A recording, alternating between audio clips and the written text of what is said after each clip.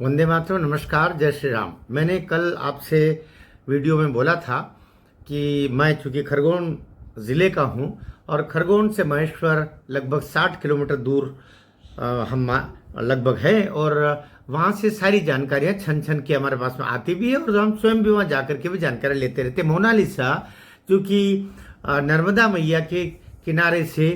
महेश्वर से निकल करके और ये लड़की गई थी जब लगभग 17 साल की थी और ये महाकुंभ में गई। ये जो 17 साल और 18 साल के बीच की जो 365 दिवसीय यात्रा है, इस यात्रा ने उसे भी कई पड़ावों तक पहुंचाया और इसको लेकर के जो अन्य लोग प्लान कर रहे थे उनको भी विभिन्न पड़ावों से गुजरना पड़ा, क्योंकि जब तक 18 वर्ष की न हो जाए तब तक उसको गिरफ्त में लेना संभव नहीं था। ये बात उसके माता पिता भी जानते थे, ये बात स्वयं मोनालिसा भी जानती थी, ये बात उसको उलझा करके और प्रेम जाल में फांसने वाले जो जिहादी तत्व के लोग थे वे भी जानते थे और अन्य प्रेम करने वाले लोग भी जानते थे। जबकि एक सेंसेशन बन गई वो, वायरल गर्ल बन गई वो, तो सब जानते थे कि 18 साल होने से पहले इसको हथियाया नहीं जा सकता। मैं प्रयोग कर रहा हूँ शब्द, हथियाया नहीं जा सकता। बाद में तो जो होना है वो होना ही होना है, लेकिन उससे पहले इसको जो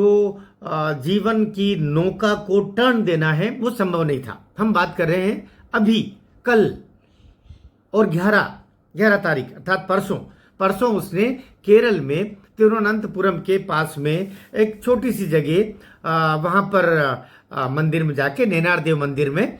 शादी के पिछले वीडियो में बोल गया हूँ, फिर से नहीं बोल रहा हूँ। और उसके पिताजी से कल जो रात्रि में और बात हुई, उसके पिताजी जय सिंह भोसले और उसके बड़े पिताजी अर्थात उसके पिताजी के बड़े भाई विजय सिंह भोसले, उनके द्वारा जो चर्चा हुई, उससे जो जानकारियाँ और प्राप्त हुई वो आपसे मैं शेयर भी कर रहा हूँ। और उसके बाद में इनके सूत्रों से जो बाद में और हमारे सूत्रों से भी जो बाद में केरल में जहाँ पर इर्द गिर्द वो घूम रही है अभी, वहाँ जो चर्चा हुई और इसने अभी जो उनके साथ में रहने वाले लोगों से क्या कहा है उसके बारे में बात, और क्या कहा है और क्या करने वाली है, क्या निर्णय किया है उसने, उसके बारे में भी बात हम करेंगे। वीडियो में आखिर तक जुटे रहिएगा, मिले रहिएगा, जुड़े रहिएगा। मैं बात कर रहा हूँ कि मोनालिसा, इसका असली नाम तो शायद मोनी मोनी बोलते हैं, लेकिन मोनी मोनी शब्द ठीक नहीं था, तो मीडिया में जब आए तो नाम कर दिया मोनालिसा। और फिर मोनालिसा क्योंकि बंजारे समाज के हैं, बंजारे की जात मत पूछो रे, कहना वो गीत ही है, तो ये उसी तरीके से महेश्वर, और महेश्वर नर्मदा मैया के किनारे है। इंदौर से करीब 100 किलोमीटर, करीब 75-80 किलोमीटर है और खरगोन से करीब 60 किलोमीटर है। इस तरह दोनों के मध्य क्षेत्र में ये अहिल्याबाई होलकर की राजधानी महेश्वर हुआ करती थी और वहीं पर ये रहने वाली ये बालिका है। अब बालिका तो नहीं, अब तो 18 साल की हो गई और फरहान खान ने उससे शादी कर ली, तो अब तो औरत भी बन गई। अब बात क्या है कि हुआ कैसे, जैसा विजय पटेल और अन्य लोगों के माध्यम से जो जानकारी प्राप्त हुई कि लगभग ये 4 महीने से,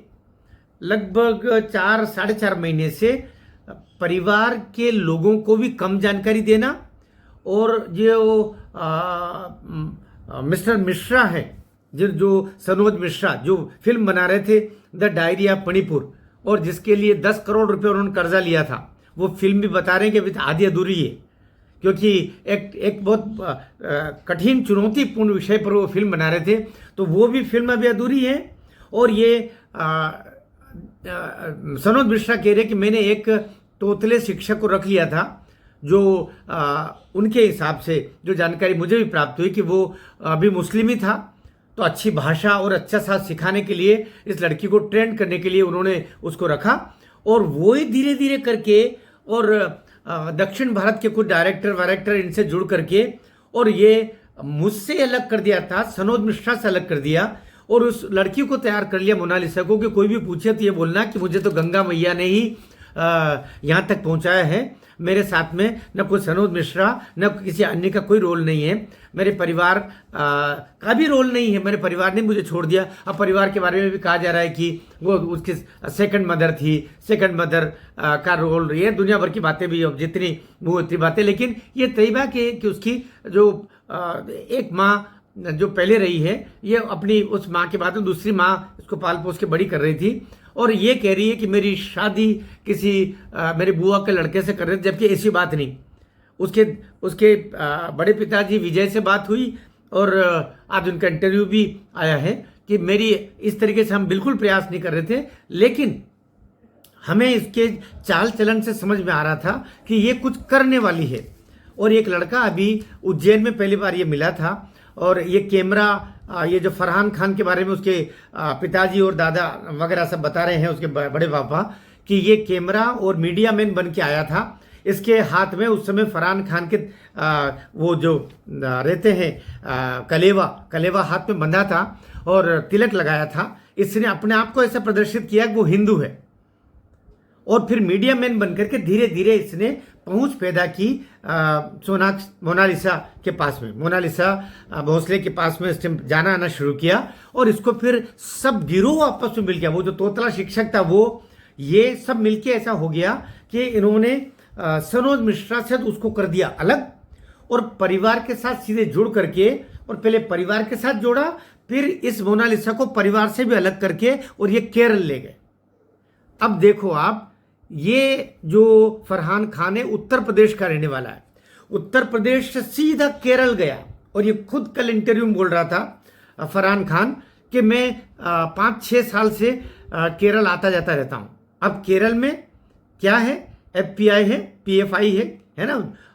मुस्लिमों का कहते हैं कि वो लगभग आतंकवादी संगठन ही है, जहाँ पर लड़कियों को इस तरह बर्बाद करना, और केरला स्टोरी 2 में यही सब कुछ है, किस तरह उनको भ्रमित करके और पहले अपने जाल में फांसना, उसके बाद में कईयों की हत्याएं हो जाती है,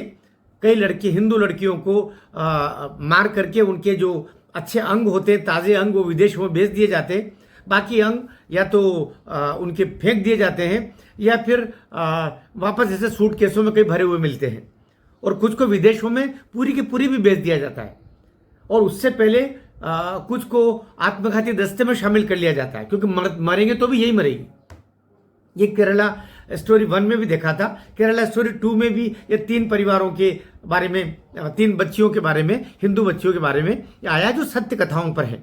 और एक तरीके से अभी जो ये पूरा हो रहा मोनालिसा का, ये केरला 2 कई स्टोरी है, ये 3 स्टोरी नहीं, अब ये 4 स्टोरी हो गई, एक एडवांस स्टोरी चल रही है। तो इसको अभी, लेकिन अभी जो जानकारी मिली है आज सुबह वहाँ के मेरे मित्रों के माध्यम से, तो उन्होंने जो मोनालिसा के साथ में संपर्क किया, उसके इर्द गिर्द लोगों से संपर्क किया, तो ये जानकारी लगी कि मोनालिसा अब महेश्वर लौटना चाहती है। वो उस षड्यंत्र को समझ गई है, और अब वो कह रही कि या, क्योंकि बात यूँ चली कि उसने कहा इस फरहान खान से कि हम केरल ही रहेंगे, और फरहान कह रहा है कि केरल नहीं, हम यूपी जाएंगे, और वो यूपी जाना नहीं चाहती, क्योंकि यूपी जाना मतलब योगी आदित्यनाथ का डंडा पड़ना, और बीच में भी बहुत सारा रास्ता है। कई जगह पता चला कि FIR दर्ज हो गई फरहान खान के खिलाफ, उस लड़की को बरगला करके ले जाने के खिलाफ, कुछ लोग कोर्ट में भी जा रहे हैं। तो अभी वो समझ गया कि जब तक केरल में वामपंथी सरकार है, जब तक वहां है तब तक हम सुरक्षित हैं, और वहां से तो विदेश भाग जाएंगे, आसान है। पता चला कि इसका फरहान खान का सब उसका पासपोर्ट वगैरह सब है, और मोनालिसा का भी बनवा लिया। विदेश ले जाकर के मारना भी आसान है, बेचना भी आसान है, और सब कुछ आसान है वहां। तो फिर तो अभी बहुत कुछ, लेकिन मोनालिसा को जब ये सब पता चला, अब वो लौटना चाहती है। मैं सोचता हूं जीवित लौट जाए, ये उसके लिए ज्यादा अच्छा होगा। अगर वो लौटने का तय कर चुकी है, जैसी की जानकारी मिल रही है, तो ये ज्यादा अच्छा है। आपको वीडियो में कही गई बातों से अपनी सकारात्मकता हो तो इसको शेयर कीजिएगा, ये अन्य लड़कियों तक भी जाए, जो अन्य मोनालिसा जो आगे बढ़ रही है अपने जीवन को बर्बाद करने के लिए। ये हाथ में कलेवा देख करके मोहनिश को, जो मोहन बन के सामने आ रहा है ना, बाद में पता चलता वो तो मोहनिश था। तो ये जो होता तो इमरान, लेकिन सामने आता है वो नरेंद्र बन करके, होता तो वो कहीं सलामुद्दीन, लेकिन सामने आता है वो कहीं सोहन बन करके, और हाथ में कलेवा बांधे थे, तिलक लगा रहे थे। अभी ये जो मंदिर में गया, ये फरहान खान, ये मंदिर में गया, अब जो गोमांस जिसने खाया होगा जन्म भर, वो मंदिर में जाकर के और नैनार देवी के सामने कर रहा, तिलक लगाया हुआ, अभी भी मूर्ख बना रहा है। और ये लड़की जीवित आ जाए, हम तो यही ईश्वर से प्रार्थना करेंगे। और इसने जो तय किया है कि वो महेश्वर वापस लौट आए, या लौट आए, हम तो मां नर्मदा से भी प्रार्थना करते हैं, हम नर्मदा भक्त लोग हैं, ये लड़की जीवित वापस आ जाए, ये हमारे लिए श्रेयस्कर होगा। भारत माता की जय।